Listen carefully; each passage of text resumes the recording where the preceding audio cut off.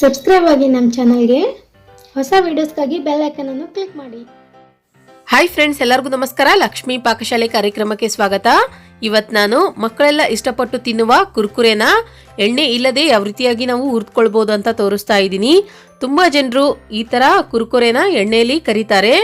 ಎಣ್ಣೆ ಇಲ್ಲದೇನೆ ಫ್ರೆಂಡ್ಸ್ ನಾವು ಇದನ್ನ ಹುರಿದುಕೊಳ್ಬಹುದು.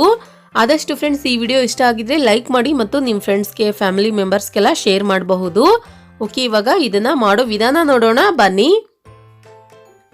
ಮೊದಲನೇದಾಗಿ ಫ್ರೆಂಡ್ಸ್ ನಾನಿಲ್ಲಿ ABCD ಕುರ್ಕುರೆ ಮತ್ತು ಬುಟ್ಟಿ ಕುರ್ಕುರೆ ತಗೊಂಡಿದ್ದೀನಿ. ಇದು ನಿಮಗೆ ಈಸಿಯಾಗಿ ಮಾರ್ಕೆಟಲ್ಲಿ ಸಿಗುತ್ತೆ, ಎಲ್ಲ ಊರಲ್ಲಿನೂ ಸಿಗುತ್ತೆ ಫ್ರೆಂಡ್ಸ್. ಇದನ್ನ ತೆಗೆದುಕೊಳ್ಳಿ. ಅದಾದ ನಂತರ ಗ್ಯಾಸ್ ಆನ್ ಮಾಡ್ಕೊಂಡ್ಬಿಟ್ಟು ಒಂದು ಪಾತ್ರೆ ಇಟ್ಕೊಳ್ಳಿ. ಅದು ಬಿಸಿಯಾದ ನಂತರ ಅದಕ್ಕೆ ನೀವಾಗ 1 ಕಪ್ನಷ್ಟು ಉಪ್ಪು ಹಾಕೊಳ್ಳೋಣ. ಉಪ್ಪು ಒಂದು ಸ್ವಲ್ಪ ಚೆನ್ನಾಗಿ ಬಿಸಿ ಆಗಬೇಕು.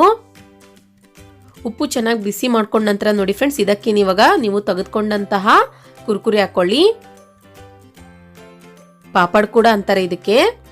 ಇದನ್ನ ಹಾಕಿದ ನಂತರ ಮೀಡಿಯಂ ಫ್ಲೇಮ್ನಲ್ಲಿ ಇಟ್ಬಿಟ್ಟು ಚೆನ್ನಾಗಿ ಉಪ್ಪಿನಲ್ಲಿ ಹುರಿದುಕೊಳ್ಬೇಕು. ಇದನ್ನ ಉಪ್ಪು ಚೆನ್ನಾಗಿ ಬಿಸಿ ಆಗಿತ್ತು ಅಂತಂದ್ರೆ ಫ್ರೆಂಡ್ಸ್ ತಕ್ಷಣ 1 ನಿಮಿಷದಲ್ಲಿ ರೆಡಿ ಆಗ್ಬಿಡುತ್ತೆ. ತುಂಬಾ ಜನ ಈ ತರ ಕುರ್ಕುರೆನ ಎಣ್ಣೆಯಲ್ಲಿ ಕರೀತಾರೆ. ಎಣ್ಣೆಯಲ್ಲಿ ಕರಿಯೋದಕ್ಕಿಂತ ಈ ರೀತಿಯಾಗಿ ಉಪ್ಪಿನಲ್ಲಿ ಹುರಿದುಕೊಳ್ಳೋದೇ ಒಳ್ಳೆಯದು.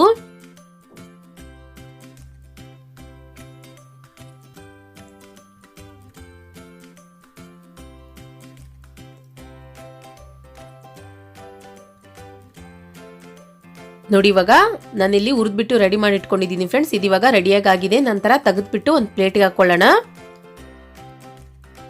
ಈ ತರ ಕುರ್ಕುರೆನ ಮಕ್ಕಳು ತುಂಬಾ ಇಷ್ಟಪಟ್ಟು ತಿಂತಾರೆ. ಅವ್ರಿಗೆ ಹೊರಗಡೆ ತಂದು ತಿನ್ನಿಸೋದಕ್ಕಿಂತ ಫ್ರೆಂಡ್ಸ್ ಮನೆಯಲ್ಲೇನೆ ಆರೋಗ್ಯಕರವಾಗಿ ಮಾಡ್ಕೊಡಿ. ನೋಡಿ, ಇವಾಗ ನಾನಿಲ್ಲಿ ರೆಡಿ ಮಾಡಿಬಿಟ್ಟು ಇಟ್ಕೊಂಡಿದ್ದೀನಿ. ಇದೇ ತರ ಇನ್ನೊಂದು ಸ್ವಲ್ಪ ಹುರಿದುಕೊಳ್ಳೋಣ.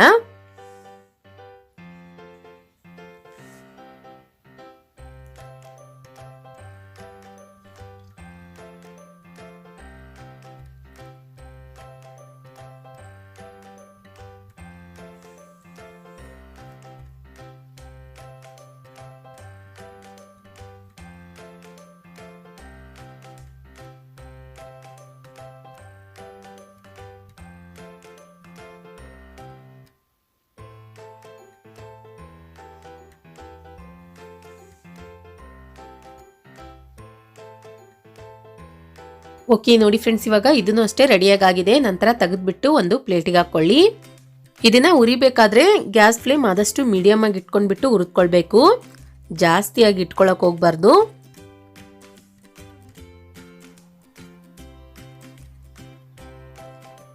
ನೋಡಿ, ಇವಾಗ ನಾನಿಲ್ಲಿ ಎಲ್ಲದನ್ನು ರೆಡಿ ಮಾಡಿಬಿಟ್ಟು ಇಟ್ಕೊಂಡಿದ್ದೀನಿ. ಎಷ್ಟು ಸುಲಭವಾಗಿ ಎಣ್ಣೆ ಇಲ್ಲದೇನೆ ನಾವು ಪಾಪಡ್ನ ಹುರಿದುಕೊಳ್ಬಹುದು.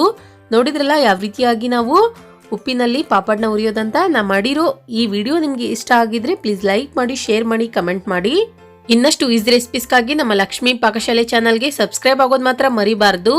ಮತ್ತೆ ಒಂದು ಇಂಟ್ರೆಸ್ಟಿಂಗ್ ರೆಸಿಪಿ ಒಂದಿಗೆ ಬರ್ತೀನಿ ಮುಂದಿನ ಸಂಚಿಕೆಯಲ್ಲಿ. Keep watching. Thank you. Bye.